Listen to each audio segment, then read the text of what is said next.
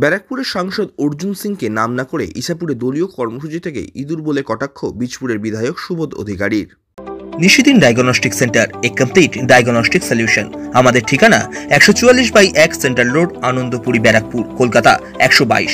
আমাদের যোগাযোগ 9875338719। 2019 সালে তৃণমূল কংগ্রেস ছেড়ে বিজেপির প্রতীকে ব্যারাকপুর লোকসভা কেন্দ্রে জয়লাভ করে সাংসদ নির্বাচিত হয়েছিলেন অর্জুন সিং।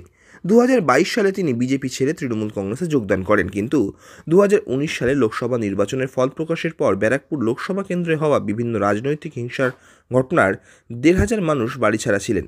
750-রও বেশি বাড়ি এবং দোকান আক্রমণ হয়েছিল তৃণমূল কংগ্রেস সমর্থকদের। বেশ কয়েকজন খুনও হয়েছিলেন, এমনকি তৃণমূল নেতাও খুন হয়েছিলেন ইছাপুরে। এই সমস্ত কথা মনে করিয়ে 2024 সালের লোকসভা নির্বাচনে দোরগোড়ায় দাঁড়িয়ে ব্যারাকপুরের সাংসদকে নাম না করে কটাক্ষ করলেন বীজপুর বিধানসভার বিধায়ক সুবোধ অধিকারী।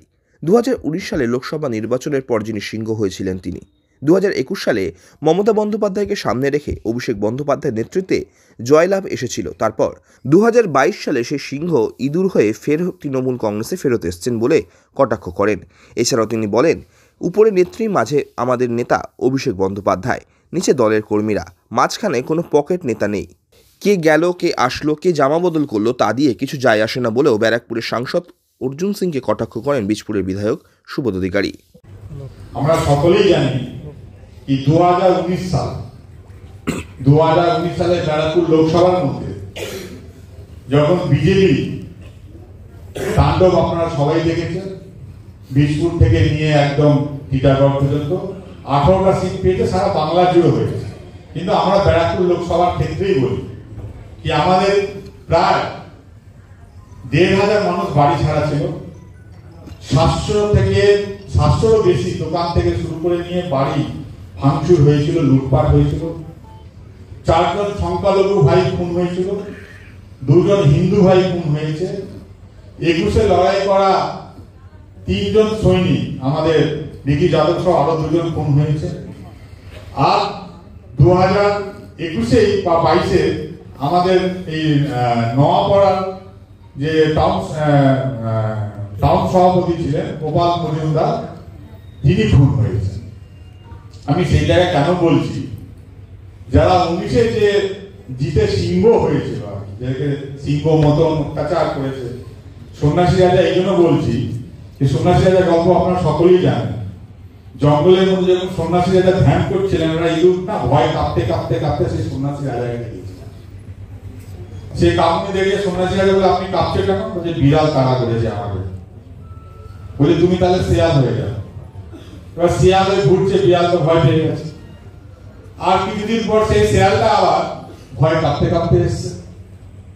তো সেই ভয় কাঁপতে কাঁপতে আসার পর সেই শেয়ালটা বলছে, কি হয়েছে? বলছে, আমাকে বাঘে তাড়া করেছে। বলে, তুমি সিংহ হয়ে যাও।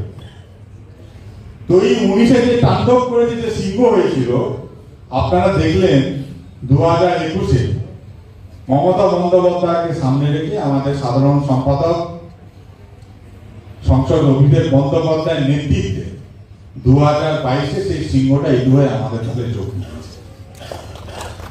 মানে সন্ন্যাসী রাজা যাকে সিংহ করতে পারে তাকে ইঁদুর করতে বেশি সময় লাগেনি। তাই আপনাদের বলবো, এই কথাটা বলার কারণ হচ্ছে কি, উপরের নেত্রী, মধ্যে আমাদের সেনাপতি অভিষেক বন্দ্যোপাধ্যায়, নিচে আপনারা মধ্যে কোনো পকেট নেতা নেই। কে গেল, কে আসলো, কে জামা প্যান্ট চেঞ্জ করলো, এই কোনো আপনারা ধ্যান দেবেন না।